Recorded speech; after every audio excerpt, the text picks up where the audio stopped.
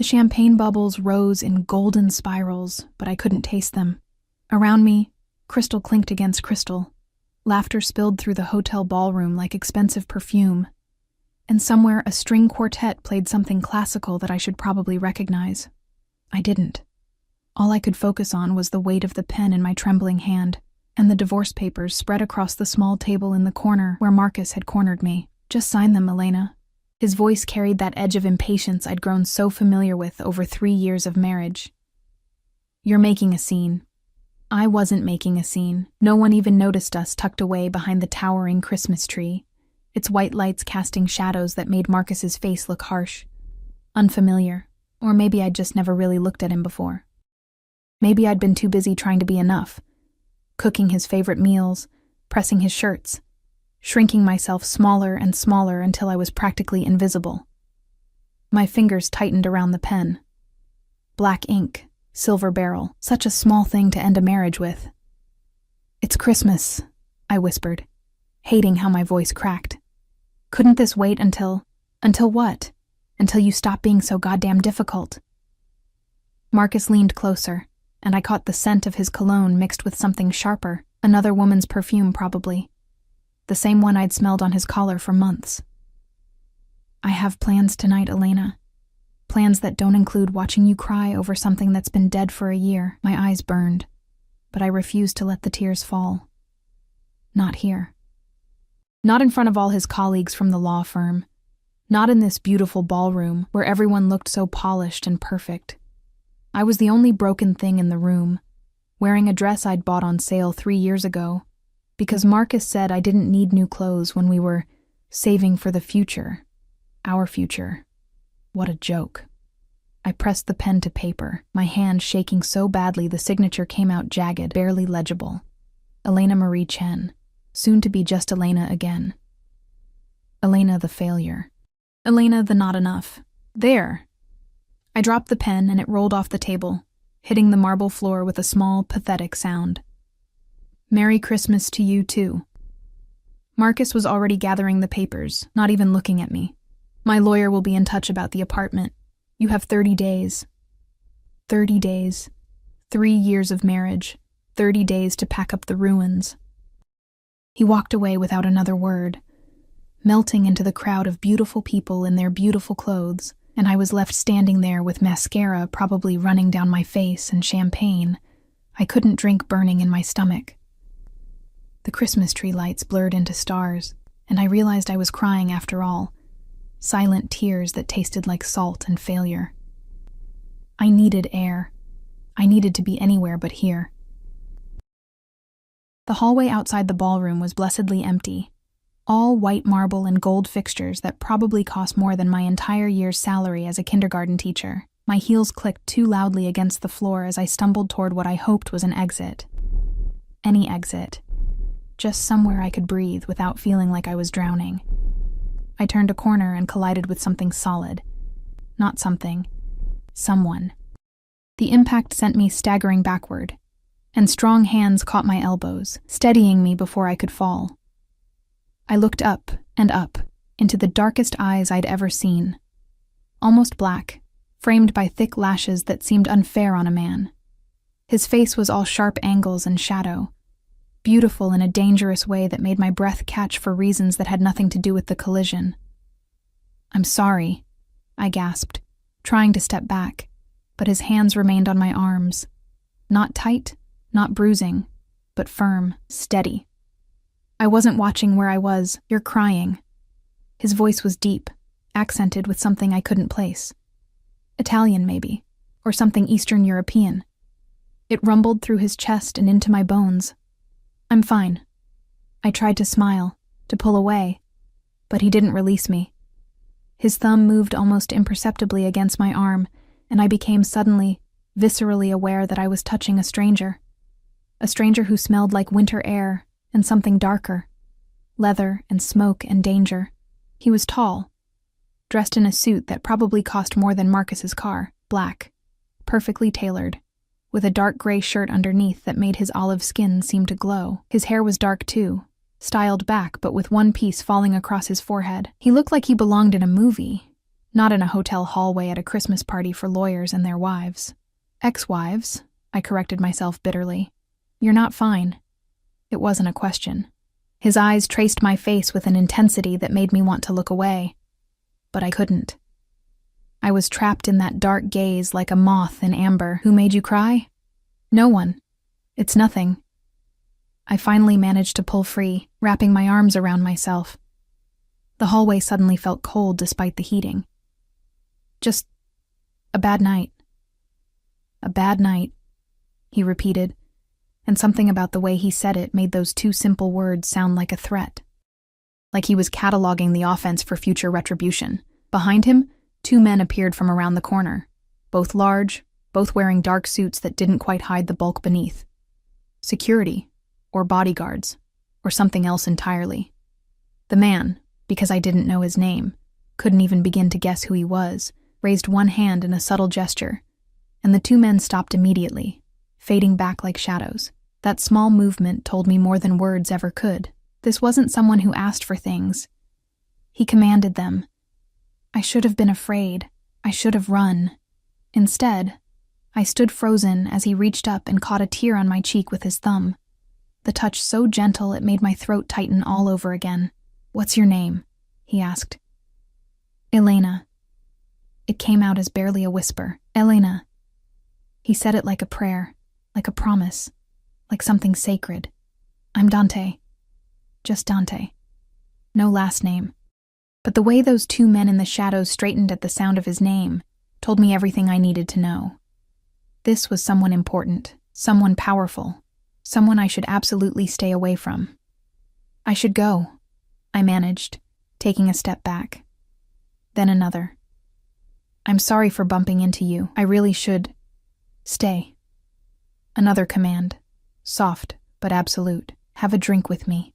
I can't. I need to. What? Go home to an apartment that wouldn't be mine in 30 days? Cry myself to sleep alone on Christmas? I really can't. His jaw tightened, and for a moment something flickered in those dark eyes. Frustration, maybe, or determination. You shouldn't be alone tonight. I'm always alone. The words slipped out before I could stop them. Raw and honest and pathetic. I pressed my hand to my mouth, horrified. I'm sorry. I don't know why I said that. I should go. This time when I turned to leave, he didn't stop me. But I felt his gaze on my back like a physical touch, heavy and burning, following me all the way down the hallway until I turned the corner and finally, I could breathe again. The elevator ride down felt eternal. I watched the numbers descend, 10, 9, 8, each one taking me further from the ballroom, from Marcus, from the beautiful stranger with eyes like midnight, who'd touched my face like I was something precious instead of something discarded. The lobby was chaos. Hotel staff rushed around with trays and luggage.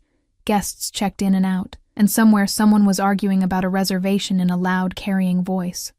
I pushed through the revolving door and out into the December night, where snow had started to fall in thick, wet flakes that immediately soaked through my thin dress. I'd left my coat inside, in the ballroom, draped over a chair near where Marcus had handed me divorce papers like they were nothing more than a business transaction. I couldn't go back. I'd rather freeze. The parking garage was 3 blocks away, and by the time I reached it, I was shivering so hard my teeth chattered. My heels had rubbed blisters on both feet, and my hair hung in wet strands around my face. I must have looked like a drowned rat as I fumbled for my keys with numb fingers. The car, a 12-year-old Honda Civic with a dent in the passenger door and an engine that coughed like it had pneumonia, was parked on the 3rd level. I'd circled for 20 minutes to find a spot because I couldn't afford valet parking. Another small humiliation in a night full of them. I was halfway to my car when I heard footsteps behind me. Heavy, measured, multiple sets. My heart kicked into overdrive. The parking garage was mostly empty, shadows pooling between the concrete pillars, and I was suddenly, painfully aware that I was alone. That no one knew I was here, that I could scream, and no one would hear. I walked faster, my keys clutched between my fingers like a weapon the way my father had taught me when I was 16. Almost there. Just a few more steps. Elena. I spun around and there he was. Dante, standing between two concrete pillars with those same two men flanking him, and behind them, a black SUV with windows so dark I couldn't see inside. The vehicle's engine hummed, a low purr that somehow sounded predatory. "How did you—" I started, but the question died on my lips. Of course he'd followed me. The real question was why. He moved toward me, and I instinctively stepped back until my spine hit my car. Trapped. The word echoed in my head like a warning bell. "You're shaking." He shrugged out of his suit jacket and draped it around my shoulders before I could protest. The fabric was warm from his body heat, and it smelled like him, that intoxicating mixture of winter and danger that made my head spin. "You followed me." My voice came out steadier than I felt. "Yes." No apology, no explanation. Just that simple affirmation that should have terrified me but instead sent something hot and confusing coiling through my stomach. Why? He stepped closer, so close I could feel the heat radiating from him, could see the snow melting in his dark hair. "Because you were crying. Because someone hurt you. Because—" He stopped, his jaw tightening again. "Because I wanted to. You don't even know me." "No." His hand came up, and I held my breath as he tucked a wet strand of hair behind my ear, his fingers lingering against my skin. "But I'm going to." It wasn't a prediction. It was a promise. Or maybe a threat. With him, I couldn't tell the difference. "I need to go home," I whispered. "Not like this. Not alone. Not on Christmas." His thumb traced my jawline, and I shivered for reasons that had nothing to do with the cold. "Let me take you somewhere warm, somewhere safe." "I don't know you." "You know enough." His eyes held mine, and I saw something there that made my breath catch. Hunger. Not the casual interest of a man who'd seen a pretty girl crying. This was darker, deeper, more consuming. This was obsession wrapped in expensive fabric and beautiful words. I should have said no. Should have gotten in my car and driven away and never looked back. Instead, I heard myself say, "Where?" The restaurant was the kind of place I'd only ever seen in movies. Dark wood paneling, candlelight that cast everything in gold, and silence. The kind of expensive silence that came from thick carpets and staff trained to move like ghosts. We were the only customers, which seemed impossible for a Saturday night, especially during the holidays. "Is it closed?" I whispered as Dante guided me through the entrance, his hand resting at the small of my back. That touch burned through the thin fabric of my dress, possessive and claiming in a way that should have alarmed me. "It is now."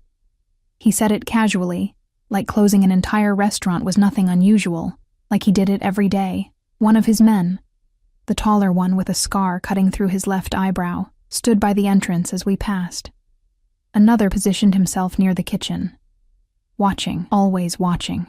It should have made me feel safer. Instead, it made my skin prickle with awareness that this wasn't normal. None of this was normal. A waiter appeared from nowhere, pulling out a chair at a table near the fireplace. The flames crackled and popped, throwing shadows across Dante's face as he sat across from me. He'd given me his jacket, but I still couldn't stop shaking. Shock, maybe? Or the delayed realization of what I'd just done. Gotten into a car with a strange man, let him bring me to a closed restaurant, sat down across from him like this was a date, instead of whatever twisted thing it actually was. Wine? Dante didn't wait for my answer. He spoke in rapid Italian to the waiter, who nodded and disappeared. His accent was thicker now, rolling consonants that sounded like music and menace all at once. "I shouldn't be here," I said, gripping the edge of the table. The wood was smooth and cool beneath my palms. Real wood, expensive, probably older than I was. "This is insane. I don't even know your last name." "Moretti." He leaned back in his chair, studying me with that same intensity from the hallway, like he was memorizing every detail, cataloging my features for some purpose I couldn't begin to guess. Dante Moretti. The name meant nothing to me, but I saw the way the waiter's hands had trembled slightly when he'd taken the order. I saw the deference in every staff member's movement, the fear wrapped in perfect professionalism. "What do you do?" I asked, though part of me didn't want to know the answer. "Business." One word, flat and final. A door slamming shut on further questions. The wine arrived, deep red, poured into crystal glasses that probably cost more than my monthly rent. I took a long drink, needing the warmth, the courage, the numbness. It tasted like cherries and something darker. Blood. My traitorous mind whispered. Tell me about him. Dante's voice cut through my thoughts. The man who made you sign papers on Christmas. How did you... But of course he knew. He'd seen everything. The tears, the trembling hands, the way I'd fled that party like something hunted. It doesn't matter. It's done. His name. It wasn't a request. Commands seemed to be all Dante Moretti knew how to give, and foolishly, dangerously, I found myself answering. Marcus Chen. My ex-husband, I guess. The word tasted bitter. He's a lawyer. We've been married for 3 years, but I stopped, pressing my lips together. Why was I telling a stranger this? Why did it feel like a confession, like absolution, like something sacred passing between us in this firelit room? He what? Dante's fingers tightened around his wine glass, and I watched the muscle in his jaw clench. Anger. He was angry on my behalf, and that realization did something dangerous to my chest. He cheated. For months, probably. I kept finding signs, perfume on his shirts, late nights at the office, phone calls he'd taken in another room. I laughed, but it came out broken. I was so stupid. I kept making excuses, kept telling myself I was paranoid, that I wasn't being a good enough wife. Tonight he handed me the papers and told me to sign. Said he had plans. With her, probably. The silence that followed was suffocating. Dante didn't move, didn't speak, but something had shifted in the air between us.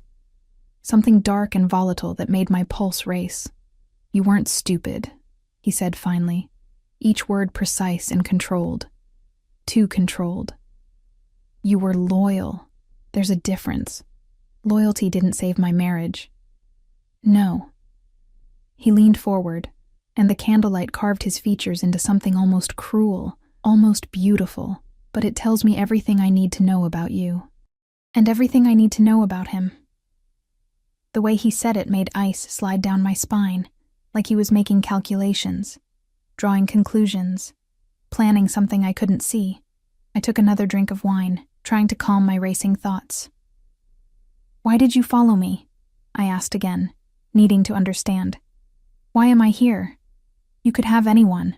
You're clearly... I gestured vaguely at the closed restaurant, the security, the expense of everything. Important. Powerful. Why would you care about some nobody crying in a hallway? You're not nobody.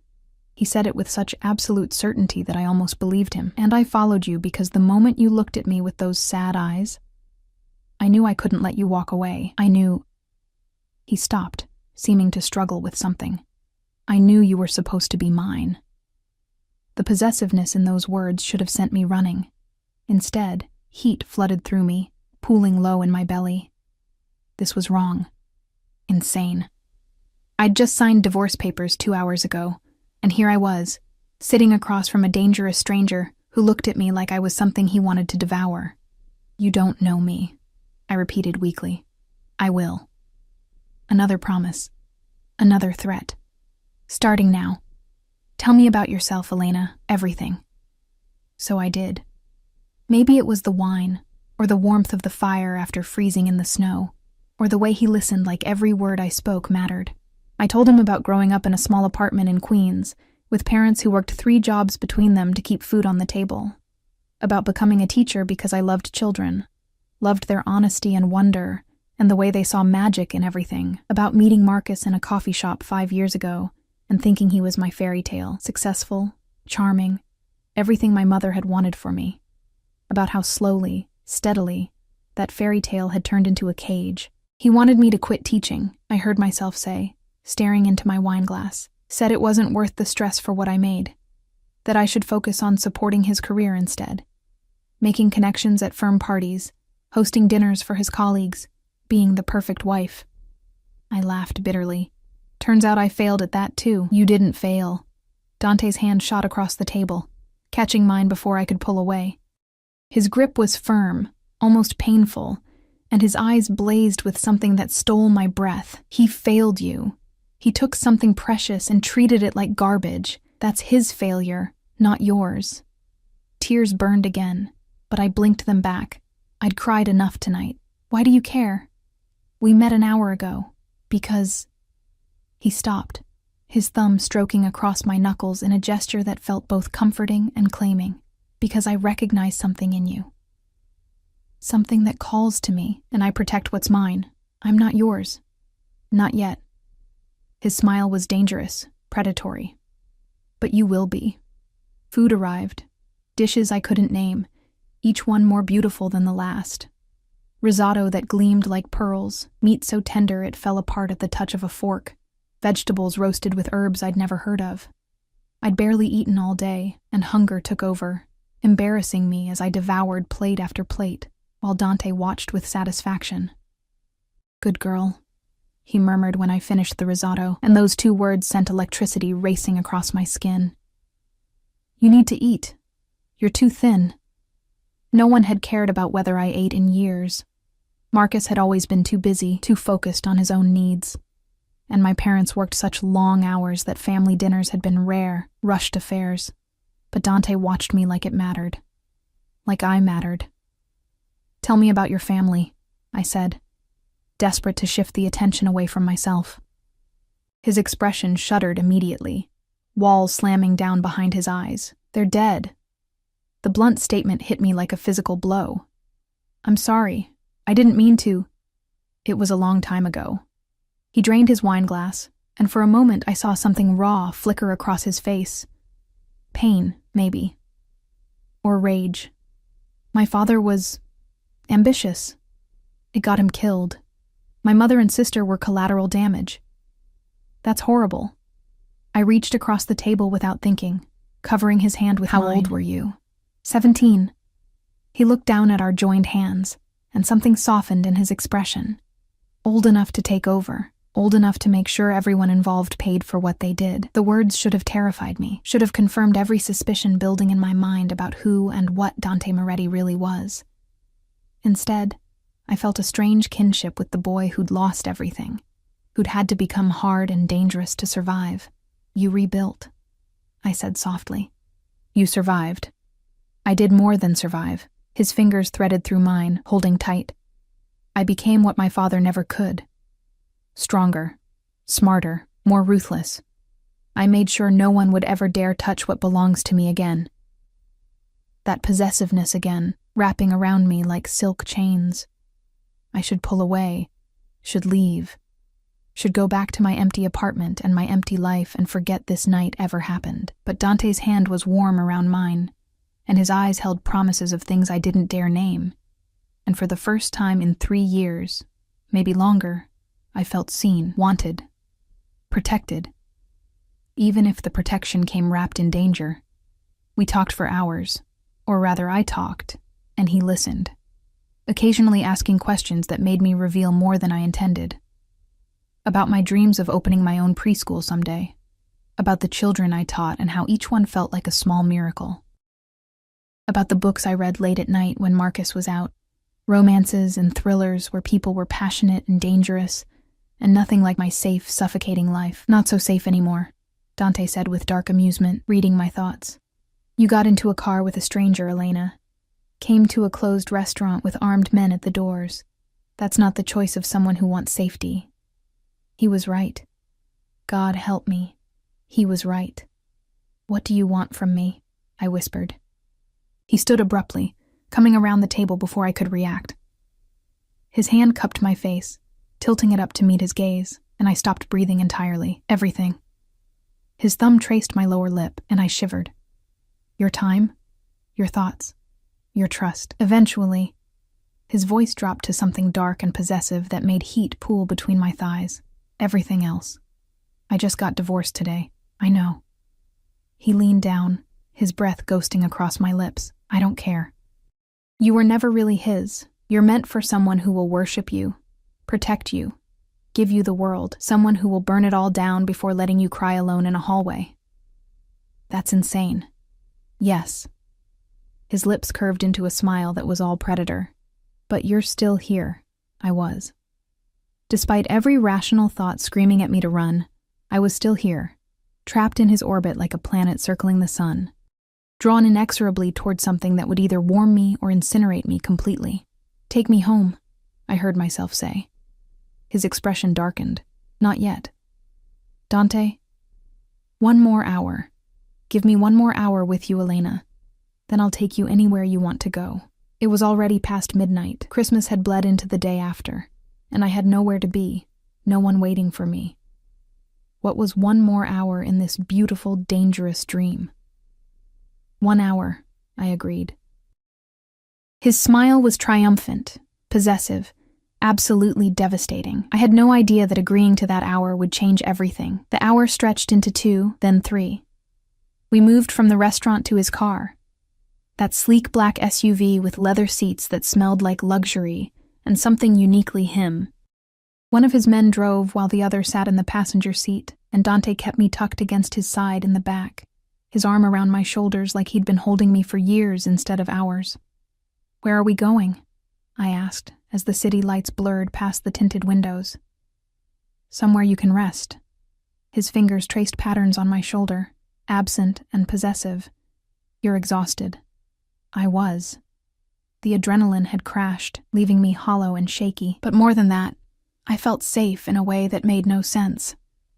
This man was clearly dangerous. The guns I'd glimpsed under his men's jackets, the way people moved out of his path, the closed restaurant, and the deference and the cold authority in every word he spoke. I should be terrified.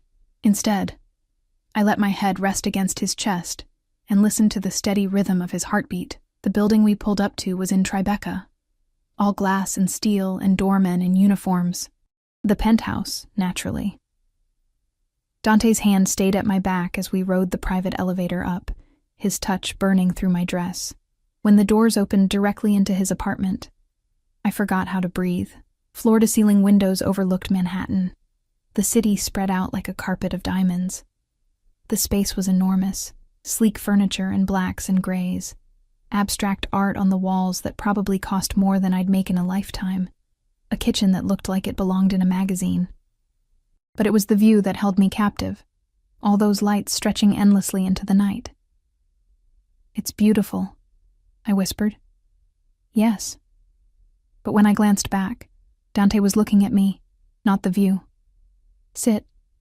I'll get you something warm to drink." I sank onto the leather couch, my blistered feet screaming with relief as I slipped off my heels. The coffee table held a few books, business journals, a novel in Italian, something that looked like poetry, personal touches in an otherwise impersonal space. Dante returned with 2 mugs of hot chocolate, rich and dark with a hint of cinnamon. He'd removed his tie and rolled up his shirt sleeves, revealing forearms corded with muscle and marked with scars, evidence of a life lived harder than the penthouse suggested. "Thank you," I said, wrapping my hands around the mug. The warmth seeped into my bones. He sat beside me, too close, but I didn't move away. Couldn't move away. His presence was magnetic, overwhelming, and I found myself leaning into it like a flower turning toward the sun. "Tell me about your apartment," he said. "The one you're losing." I laughed bitterly. "It's nothing like this. Studio in Hell's Kitchen, 4th floor walk-up. The heat barely works, and my neighbor plays saxophone at 2 a.m. But it was mine. Or I thought it was. The reality crashed over me again. Marcus kept it in his name. Everything was in his name. The apartment, the car, even our bank account. He said it was easier that way, for taxes or something. I was so stupid. Stop calling yourself stupid. Dante's voice went hard. He manipulated you, isolated you, made sure you had nothing so you'd have no choice but to stay. That's not stupidity, Elena. That's abuse. The word hung between us, heavy and true. I'd never let myself think it before, but hearing Dante say it made something crack open in my chest. Marcus had been careful. No bruises, no marks, nothing anyone could point to. Just a steady erosion of my independence, my confidence, myself, until I was barely recognizable. "I need to find a place," I said, pushing past the ache. "I have 30 days, but on my salary, I trailed off, doing the math I'd been avoiding all night. First month, last month, security deposit. Even a studio in a bad neighborhood would take most of my savings." I'll figure it out. No. Dante set down his mug with deliberate precision. You'll stay here. I choked on my hot chocolate. What? No. I can't. That's insane. We just met. I have 5 bedrooms. 4 of them are empty. His tone brooked no argument. You need a place to stay. I have space. It's logical. It's not logical. It's crazy. You don't let strange women move into your penthouse because they're having a bad day. You're not strange. You're mine. He said it with such casual certainty that my breath caught. And I take care of what's mine, Elena. You need a home. I have one. You need safety. I can provide it. You need time to rebuild your life. I'll give you that time. Why? I demanded, setting down my mug before I dropped it. Why would you do this? What do you want from me? He leaned closer, his hand coming up to cup my face with a gentleness that contrasted sharply with the intensity in his eyes. I want you to stop crying. I want you to stop flinching like you expect the world to hurt you. His thumb traced my cheekbone. I want you to understand that you're not alone anymore. You don't know me, I said again, but it sounded weak even to my own ears. Then let me. His forehead touched mine, and I could feel his breath against my lips. Stay. Not forever. Not even for long if you don't want to. But stay until you figure out what comes next. Stay where I can keep you safe. Every rational part of my brain screamed at me to refuse, to leave, to go back to my dying car, and my saxophone-playing neighbor, and my safe, predictable life where strange men didn't offer me penthouses and protection wrapped in possession. But I was so tired of being rational. So tired of being careful and small and grateful for scraps. 1 week, I heard myself say. I'll stay for 1 week while I look for a place. Dante's smile was slow and satisfied, like he'd just won something far more significant than a temporary houseguest. 1 week.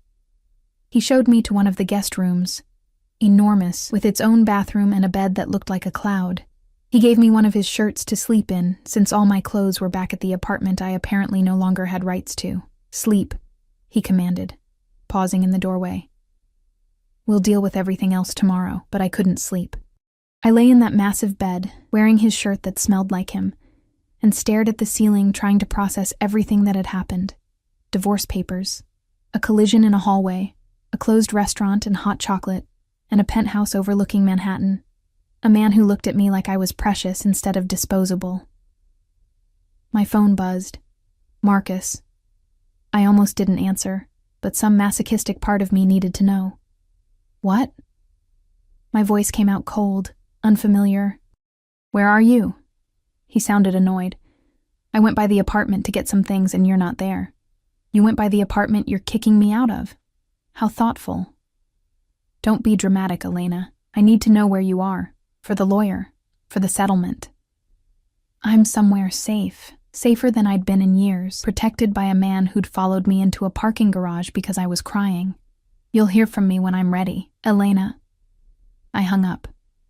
Then I blocked his number, and Sarah's number, his affair partner, who I'd been too cowardly to confront, and everyone else who belonged to that old life. The life where I was small and quiet and grateful. When I finally slept, I dreamed of dark eyes and dangerous promises, and hands that held me like I was something worth protecting. I woke to sunlight streaming through unfamiliar windows and the smell of coffee. For one disoriented moment, I couldn't remember where I was. Then it all came rushing back. The party, the papers, Dante. I stumbled out of bed, still wearing his shirt, and followed the coffee smell to the kitchen. Dante stood at the counter, dressed in dark slacks and a white shirt that somehow made him look even more dangerous in daylight.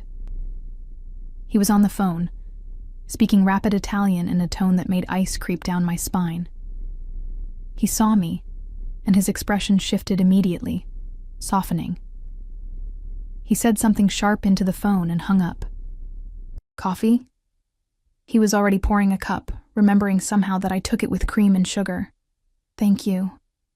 I perched on one of the bar stools, hyper-aware of my bare legs and messy hair. I should go. I need to. I have things to do. What things? Finding an apartment, getting my stuff from Marcus's place, calling my parents to let them know that we're... The word divorced stuck in my throat. Your parents don't know? Dante's eyes sharpened. I couldn't face sacrifice so much for me to have a good life. And I wrapped my hands around the coffee mug. I failed. Stop. He came around the counter, his hands gripping my shoulders. You didn't fail. Say it, Dante. Say it, Elena. You didn't fail. I didn't fail, I whispered, not believing it. Again. Like you mean it. Something about the command in his voice, the absolute certainty, made emotions swell in my throat. I didn't fail, I said louder. Good girl. His hand slid down my arms, leaving heat in their wake. Now, your things. Give me the address and my men will retrieve them. I can't ask you to... You're not asking. I'm telling you. He picked up his phone, already dialing. You're not going back there. You're not facing him again. My people will get your belongings and bring them here. That's not necessary. It is. His eyes went cold, and I saw that dangerous edge again. Because if I see the man who made you cry on Christmas, who threw you away like garbage, I'll do something I can't take back. So you'll stay here, safe, and let me handle it. The possessiveness should have scared me. The casual implication of violence should have sent me running. Instead, I felt tears prick my eyes again. But not from sadness. From the overwhelming realization that someone cared. Someone was willing to stand between me and the things that hurt. Okay, I said quietly. Satisfaction flashed across his face. He made several calls in Italian while I drank my coffee, watching the morning light play across the city. Within an hour, 2 of his men arrived. The scarred one from last night and another with cold eyes and steady hands.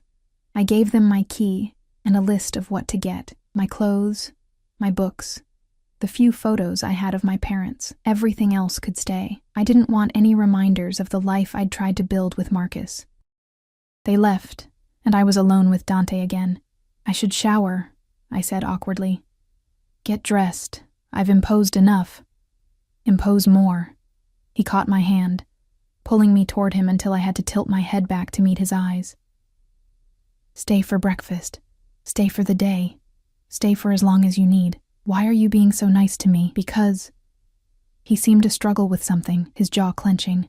Because you deserve it. Because when I saw you crying, something in me recognized something in you. Because I've built an empire, Elena. But it's empty. And you make it feel less empty. The confession hung between us, raw and honest. I reached up without thinking, my hand cupping his face the way he'd done to me. He leaned into the touch, his eyes closing briefly. I'm broken, I whispered. I'm freshly divorced and broke, and I have nothing to offer you. His eyes opened, blazing with an intensity that stole my breath. You're not broken. You're surviving. And you have everything to offer me. Your time, your presence, your trust. That's all I want. That's all? I tried to smile, to lighten the moment. Not very ambitious for someone who apparently owns half of Manhattan. Oh, I'm very ambitious. His thumb traced my lower lip again, that same gesture from last night that made heat pool low in my belly. But I'm also patient. I can wait for the rest. The rest. Everything he'd promised over risotto and wine. Everything his eyes kept saying, even when his words stayed careful. Breakfast, I managed, stepping back before I did something stupid like kiss him. You mentioned breakfast. His smile was knowing, satisfied, like he could read every thought in my head. Get dressed. I'll make pancakes. You cook? I have many talents, Elena. The way he said it, dark and promising, made me shiver. You'll discover all of them eventually. I fled to the guest room, my heart pounding. This was insane. All of it. But as I showered in his luxurious bathroom and put on his shirt again because I had nothing else, I couldn't bring myself to care about sanity. For the first time in years, I felt alive. The days blurred together in a way that felt like falling, or maybe flying. I couldn't tell the difference anymore. Dante's men brought my belongings that first afternoon, everything packed in neat boxes that they carried up without a word. I sorted through my old life in his guest room, separating what mattered from what didn't, and realized how little had actually been mine. Clothes I'd bought on clearance, books with broken spines, a jewelry box my mother had given me for my 18th birthday, empty except for the wedding ring I'd already removed. I threw the ring away. Dante worked from home most days, taking calls in Italian and sometimes Russian, his voice carrying that cold authority that made even his people flinch. But with me, he was different, softer. He made me breakfast every morning, pancakes, omelets, French toast that melted on my tongue. He asked about my day, my students, my dreams. He listened like every word mattered. And slowly, dangerously, I stopped questioning it. On the third day, he took me shopping. I protested. I couldn't afford new clothes, couldn't accept more from him when I'd already taken so much. He simply looked at me with those dark eyes and said, "You need a winter coat. The one you had wouldn't keep a cat warm." We went to stores where assistants called him Mr. Moretti with reverent fear, where they brought champagne and closed sections just for us. His security followed at a discreet distance, always watching, and I tried not to think about why a businessman needed armed guards. Try this one. Dante held up a cashmere coat in deep burgundy, and when I put it on, his eyes darkened with approval. Perfect. "It's too expensive. It's perfect," he repeated, and that was the end of the discussion. He bought the coat, and 3 others, and dresses I'd never have anywhere to wear, and boots that cost more than my monthly salary. When I tried to refuse, he leaned close and whispered, "Let me take care of you, Elena. Let me give you the things you deserve." So I did. God help me, I did. That night, we ate takeout on his couch, Chinese food from containers, nothing fancy, and it was somehow more intimate than the closed restaurant. His arm draped over my shoulders as we watched a movie, and I let myself sink into his warmth, his strength, the steady presence that made me feel safe in a world that had proven itself anything but. "Tell me about your business," I said during a commercial break. His body tensed slightly. "What do you want to know?" "What you do." "Import, export, real estate," he never really said. "Import and export," he said carefully. "Among other things. Family business, passed down from my father." "The father who died when you were 17. Yes, his fingers traced patterns on my shoulder, absent and soothing. "I rebuilt what he lost, made it stronger, made sure we'd never be vulnerable again." There was something he wasn't saying, something lurking beneath the surface. But when I opened my mouth to ask, he kissed my temple and changed the subject. "Your school's winter break ends next week," he said. "You'll go back to teaching." It wasn't a question, but I nodded. "I love my job. The kids, they're the best part of my day." "Good." His hand tightened on my shoulder. "You should do what makes you happy, but I'll have Marco drive you." "Marco?" "My driver. The one who brought us here that first night." Dante's tone shifted, becoming harder. "You're not taking the subway anymore, Elena. Not alone." "That's ridiculous. I've taken the subway for years. And now you don't have to." His eyes met mine, implacable. "This isn't negotiable. You're under my protection now, which means you travel safely. Marco will take you to school and pick you up. Anywhere else you need to go, he'll drive you. I can't ask you to—" "You're not asking. I'm telling you." He cupped my face, his thumb stroking my cheek. "Do you understand? You're mine to protect now, Elena. That means I decide what's safe." The possession in his voice should have made me angry, should have triggered every feminist instinct I had about independence and autonomy. Instead, heat flooded through me, and I found myself nodding. "Okay," I whispered. "Good girl." He kissed my forehead, lingering. "I need you safe. Need to know where you are, that nothing can touch you." "Why?" The question slipped out before I could stop it. "Why do you care so much? We barely know each other. I know enough." His hand slid into my hair, fingers tangling in the strands. "I know you take your coffee with too much sugar. I know you read before bed and that you cry at sad commercials. I know you give everything to everyone else and nothing to yourself. I know—" His voice dropped, rough and intense. "I know you're supposed to be mine, Elena. I knew it the moment I saw you. That's crazy." "Yes." His lips curved into that dangerous smile. "But you're still here." I was. A week had become 8 days, then 9, and I showed no signs of leaving. My things were unpacked in his guest room. My toothbrush sat next to his in the bathroom, my books lined his empty shelves, and my teaching supplies cluttered his pristine counter. I was making a home in his space, and he was letting me, encouraging it, orchestrating it with careful precision. On the 10th day, Marcus called from a number I didn't recognize.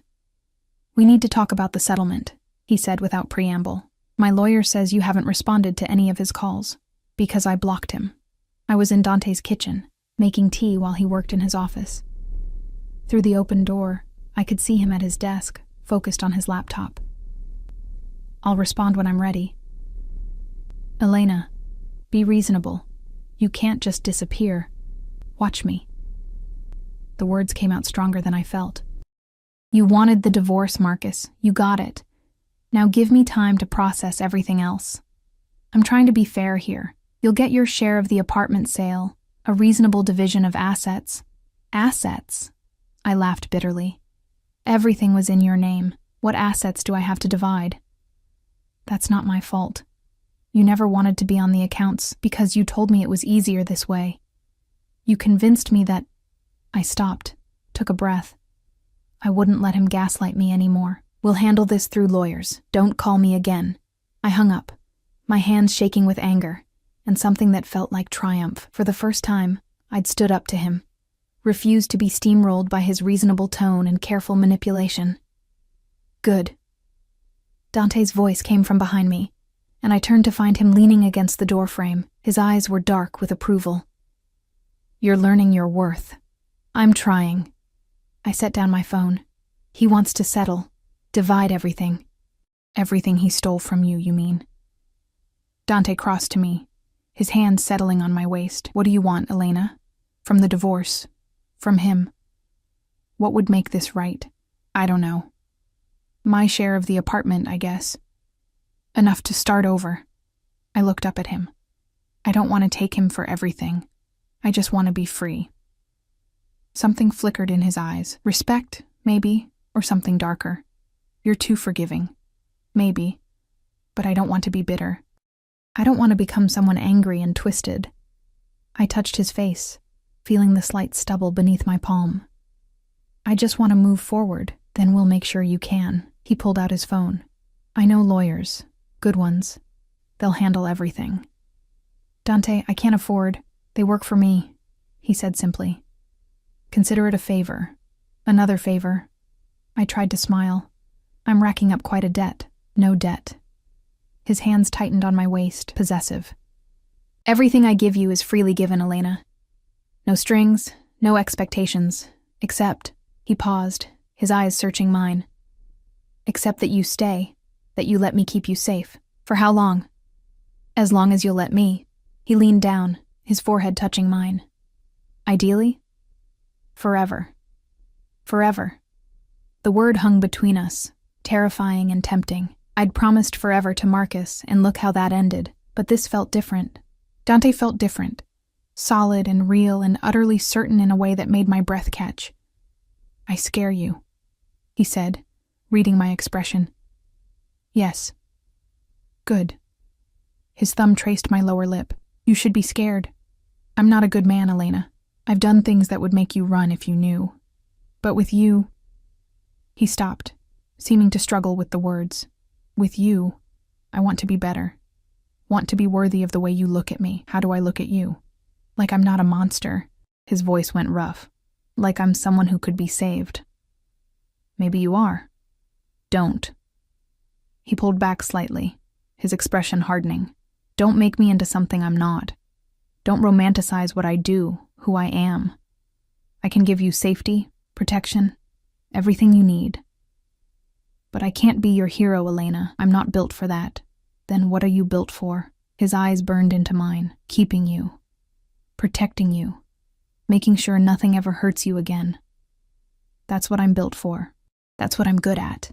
The intensity in his words made heat flood through me. This wasn't a fairy tale. This wasn't some romance where the broken girl fixed the dangerous man with her love. This was something darker, more primal. This was two people recognizing something in each other and refusing to let go. Okay, I said softly. Okay?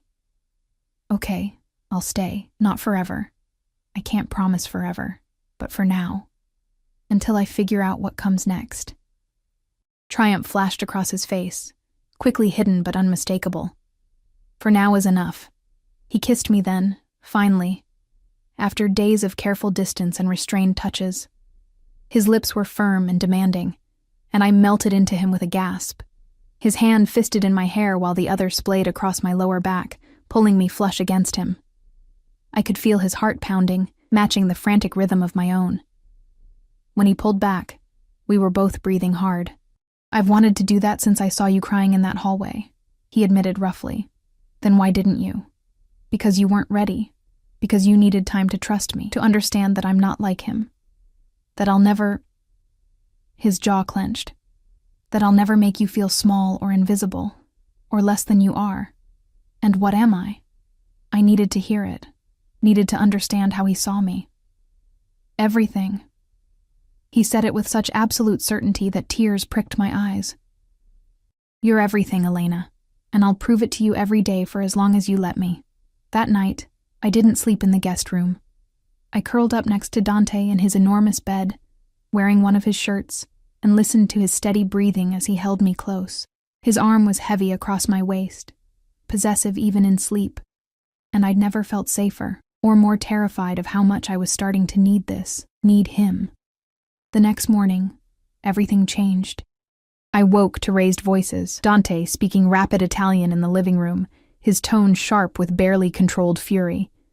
I pulled on a robe and crept to the doorway, seeing him pacing like a caged animal while two of his men stood rigid nearby. What do you mean he's asking questions? Dante snarled. Who gave him permission to ask questions? The scarred man, I'd learned his name was Antonio, responded in Italian, too quick for me to follow, but I caught one word that made my blood run cold. Polizia. Police. Dante's eyes cut to me, and something shuddered in his expression. He said something to his men, and they left immediately, disappearing into the private elevator. Elena. What's going on? I stepped into the room, my heart pounding. What was that about, police? Nothing you need to worry about, but the tension in his shoulders said otherwise. Dante, please. If something's wrong, your ex-husband filed a missing persons report. His voice was flat, controlled. He told the police you disappeared after signing divorce papers and he's concerned for your safety. Ice flooded through me. That's ridiculous. I'm not missing. I'm right here. I know that. But he's making noise, drawing attention, and... Dante stopped, his jaw clenching. And attention is something I can't afford right now. The way he said it made everything click into place. The security, the careful movements, the closed restaurant and the deference and the fear in people's eyes when they heard his name. You're not just a businessman, I said slowly. No. What are you? He looked at me for a long moment, and I saw the war in his eyes, the desire to protect me from the truth warring with the need to be honest. I'm what my father was, he said finally. What his father was before him. I run the family business, Elena. All of it, the legitimate and the less legitimate. Mafia. The word fell between us like a stone. You're in the mafia. Yes. I should have been shocked. Should have run. But somehow, I'd known, on some level, I'd always known what he was. The danger that clung to him like cologne. The power that made people bow. The careful way he moved through the world like a predator among prey. Why didn't you tell me? Because I wanted you to see me first. Just me. Not what I do, or who I am in that world. I wanted... His hand raked through his hair, frustration bleeding through his control. I wanted one thing in my life that wasn't stained by blood and violence. And then you walked into me in that hallway, crying over a man who didn't deserve you, and I knew you were that one thing. I should leave, but even as I said it, my feet stayed planted. You should. He crossed to me, his hands framing my face. You should run as far and as fast as you can, Elena. You should forget you ever met me and build a safe, normal life far away from this. From me, but I can't let you go, His voice dropped to something raw and desperate. I know I should. I know keeping you here is selfish and dangerous and wrong. But the thought of you out there, unprotected, vulnerable, it makes me insane. So yes, you should leave. But I'm asking you not to. My hands covered his, holding them against my face. If you stay, under my protection, completely, which means following my rules. It means accepting what I am and what I do. It means trusting me to keep you safe, even when the world gets dark. His eyes searched mine desperately. It means belonging to me, Elena. Can you do that? I thought about Marcus, about the safe life that had slowly strangled me, about being small and invisible, and grateful for scraps, about crying alone in hallways because no one cared enough to notice. Then I thought about Dante, about pancakes and cashmere coats and the way he held me like I was precious, about feeling seen and protected and wanted for the first time in my life. Yes, I whispered. I can do that. The relief that flooded his face was almost painful to witness. He pulled me against him, his face buried in my hair, and I felt him shaking. Thank you, he breathed. Thank you, Elena. I swear to you I'll keep you safe. I'll give you everything. You'll never regret this. I held him tight, breathing in his scent, and tried to believe him. Tried not to think about what I was really agreeing to. Tried not to wonder what price I'd eventually have to pay for choosing the monster over the mundane. The police came 3 days later. I was grading papers at Dante's dining table when Marco appeared in the doorway, his expression tight. Miss Elena, Mr. Moretti says you need to come to his office. Now, my stomach dropped. In the 2 weeks I'd been living here, Marco had never interrupted me during the day. Something was wrong. Dante's office was all dark wood and leather, walls lined with books in Italian and Russian. He stood by the window, phone pressed to his ear, speaking in rapid-fire Italian that sounded like threats. When he saw me, he ended the call immediately. The police are downstairs, he said without preamble. They want to speak with you about Marcus's missing persons report. What do I tell them? The truth. He crossed to me, his hand settling on my shoulders. That you left voluntarily after the divorce. That you're staying with a friend. Don't mention my name unless they ask directly. And if they do, tell them we met at the Christmas party and I offered you a place to stay. Nothing more. Okay. My heart hammered against my ribs. Elena. He tilted my face up to meet his eyes. This is important. They can't know about us, about what we are to each other. It's too dangerous right now. Can you do that? Yes. Good girl. He kissed me quickly, fiercely. Antonio will be with you the entire time. If they ask anything that makes you uncomfortable, you end the interview. Understand? I nodded. Even though fear was crawling up my throat, this was real. The danger he'd warned me about, the darkness of his world, it was here, in this pristine penthouse, threatening to swallow me whole. The detectives were waiting in the lobby. A woman in her 40s with kind eyes, and a younger man who looked bored. Antonio stood against the wall, watching everything with predatory stillness. Mrs. Chen? The woman extended her hand. I'm Detective Martinez. This is Detective Foster. We just need to ask you a few questions about your whereabouts over the past 2 weeks. It's Ms. Chen now, I said, shaking her hand. Or just Elena. We're divorced. Yes, we heard about that. Your ex-husband is concerned. My ex-husband is controlling. The words came out sharper than I intended. I'm 28 years old. I left voluntarily after he served me with divorce papers at a Christmas party. I'm staying with a friend while I find a new apartment. There's no mystery here. Detective Martinez's eyes softened. I understand. But you have to admit, leaving without telling anyone where you were going, blocking his calls. I blocked his calls because I needed space. Because he destroyed our marriage and then expected me to make it convenient for him. I could feel Antonio's presence behind me, steady and protective. I'm not missing. I'm not in danger. I'm just starting over. Can you tell us where you're staying? Detective Foster asked, looking up from his notes. With a friend. We'll need a name and address. My mouth went dry.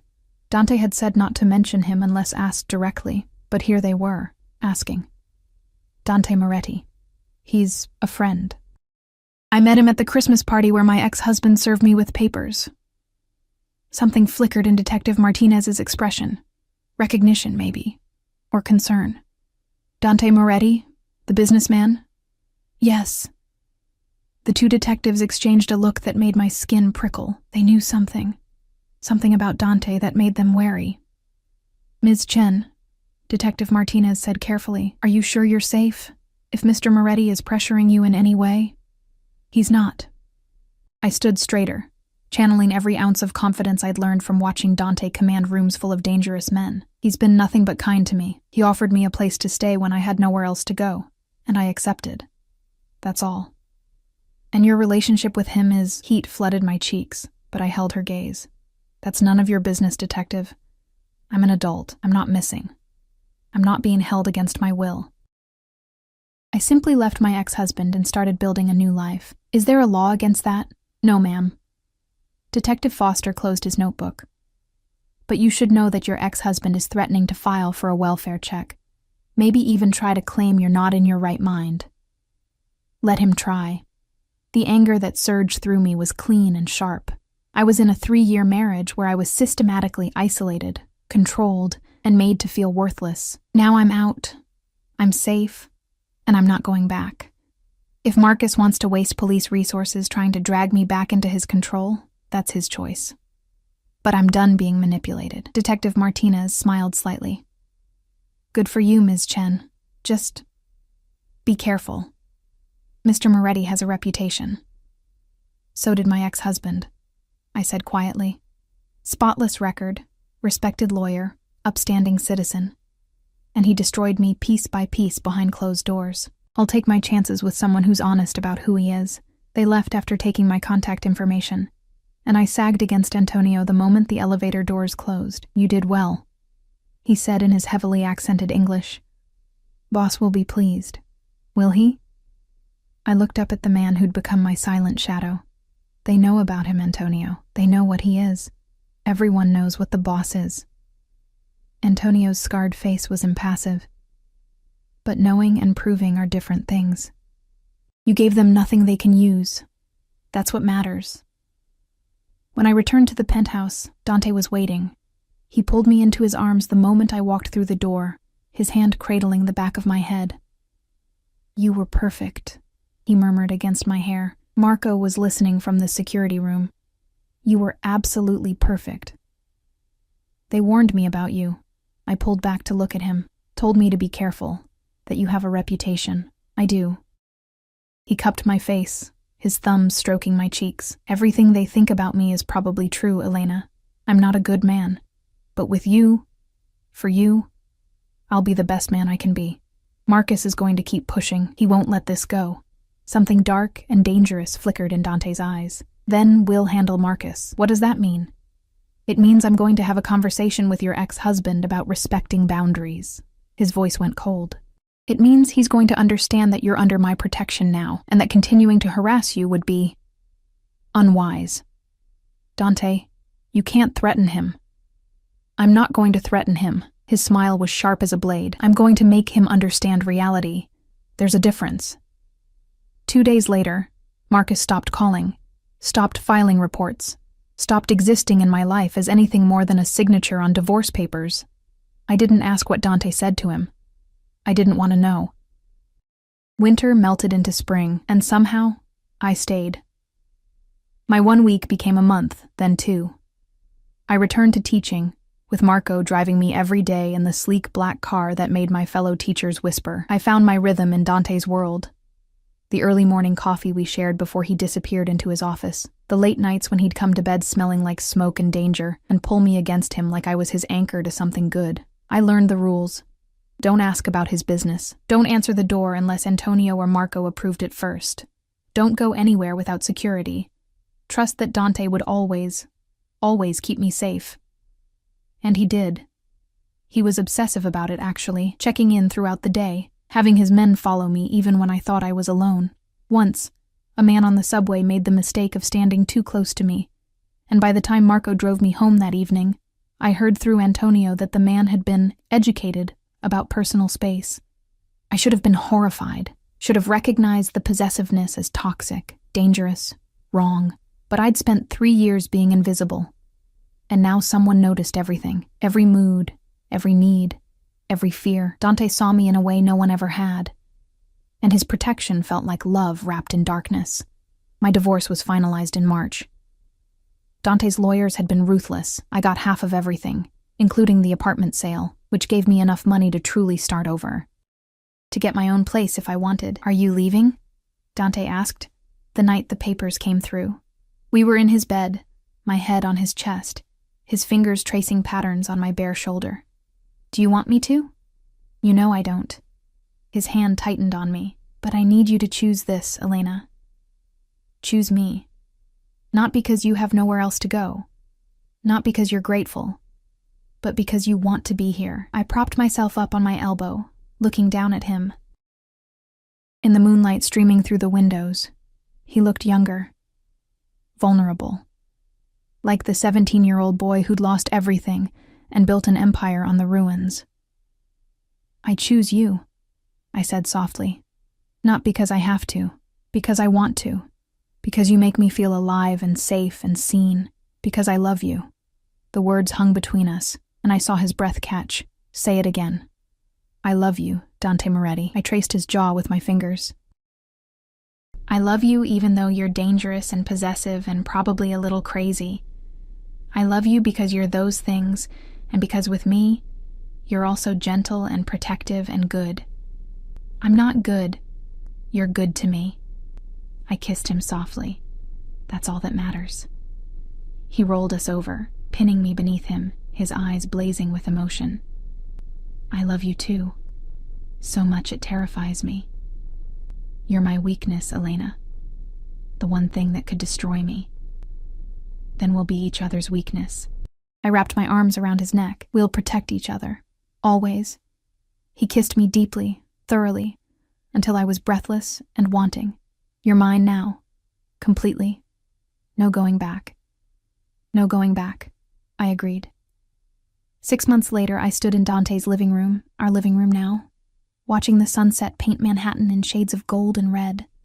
My books filled the shelves, my pictures hung on the walls, my life had merged with his in ways I never could have imagined that Christmas night when I'd signed divorce papers while crying alone. "Elena." Dante's voice came from behind me, and I turned to find him on one knee, a black velvet box in his hands. My breath stopped. "I know this is fast," he said, his voice rough with emotion. "I know we've only been together 6 months, but I've never been more certain of anything in my life. You walked into my world when I'd given up on finding something real, something good. You made me want to be better, made me believe I could be more than what my father's legacy demanded." He opened the box, revealing a ring that made my eyes burn with tears. A single diamond, simple and perfect, catching the sunset light. "Marry me, Elena, not because you have to, not because you're grateful, but because you choose this. Choose me. Choose us." His dark eyes held mine, vulnerable in a way I'd never seen. "Let me spend the rest of my life protecting you, loving you, proving that choosing the monster over the mundane was the right choice." I dropped to my knees in front of him, framing his face with my hands. Yes, I'll marry you. I choose you, Dante. I choose us." The smile that broke across his face was devastating, beautiful, completely unguarded. He slid the ring onto my finger and kissed me like I was oxygen and he was drowning. "Mine," he breathed against my lips. "Yours," I agreed, and I was. Completely, irrevocably his. Our wedding was small, just his most trusted men and my parents, who'd flown in from Queens with tears in their eyes and questions I carefully didn't answer. They knew Dante was successful, powerful, dangerous. They didn't know the specifics, and I intended to keep it that way. "He makes you happy," my mother said, as she helped me into my dress, cream silk that Dante had chosen, simple and elegant. "That's all that matters." "He does," I said honestly. "He makes me feel like I'm enough, like I'm everything." "Then that's all I need to know." She kissed my cheek. "Be happy, my Elena. That's all we ever wanted for you." The ceremony was held in the penthouse, overlooking the city that had witnessed our beginning. Antonio stood as Dante's best man, and as I walked toward my soon-to-be husband, I saw the naked emotion on his face. Love, possession, devotion. Everything I'd ever wanted wrapped in a dangerous package. I love you, he mouthed as I reached him. I love you too, I mouthed back. We said our vows with the sunset painting us in gold, promising to love and protect each other through everything. When he kissed me, I tasted salt from my happy tears and felt his hands shake as they held my face.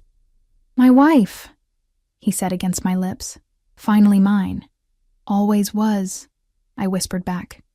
The reception was a blur of champagne and laughter and dancing with a man who moved like danger set to music. His men toasted us with respect in their eyes that hadn't been there before. I wasn't just the boss's girl anymore. I was his wife, part of the family, protected by the same fierce loyalty that bound them all. Late that night, after everyone had left and we were alone in our bedroom, Dante pulled me close. Thank you, he said into my hair. For what?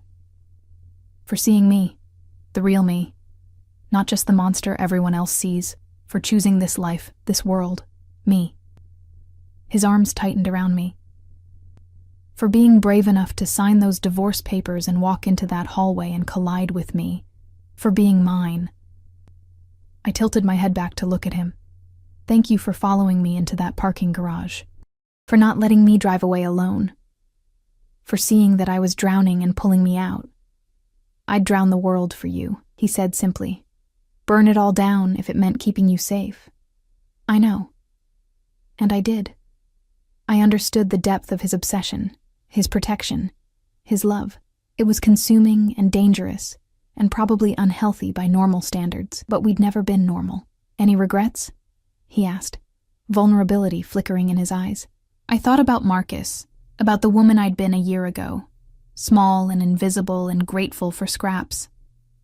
I thought about crying alone in a hallway at a Christmas party while signing papers that ended a marriage that had been dead for years.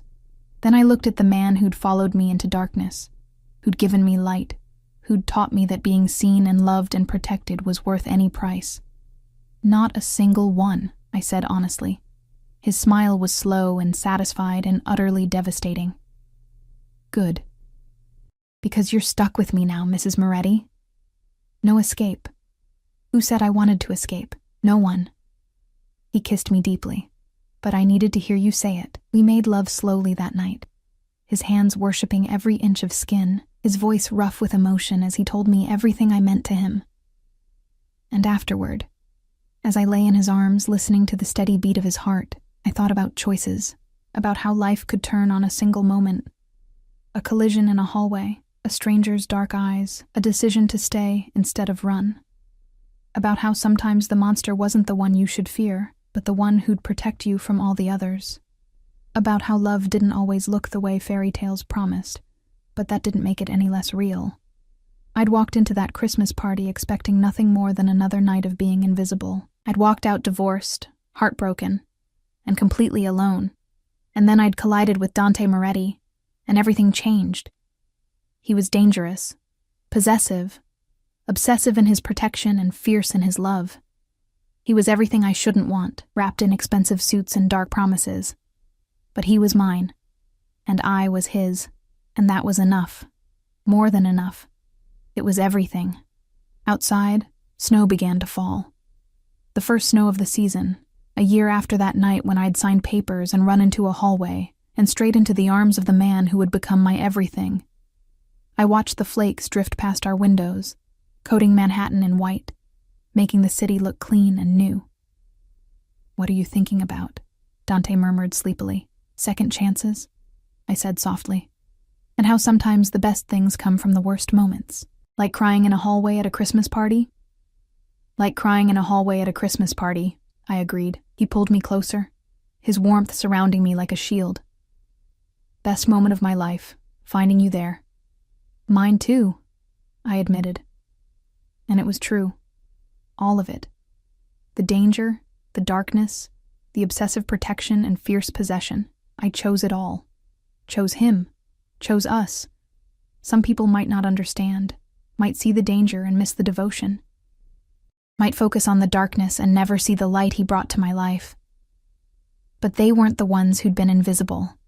who'd been slowly erased by someone who promised to love them. They weren't the ones who'd been seen, truly seen, for the first time by eyes that promised to never look away. I was Mrs. Elena Moretti now, wife to a dangerous man, protected by forces I didn't fully understand, living in a world where love looked like armed guards and closed restaurants and obsessive devotion. And I'd never been happier, never been more free, never been more completely, irrevocably, dangerously loved. Forever, Dante whispered against my hair. Forever, I promised back. And I meant it. Every dangerous, beautiful, terrifying word.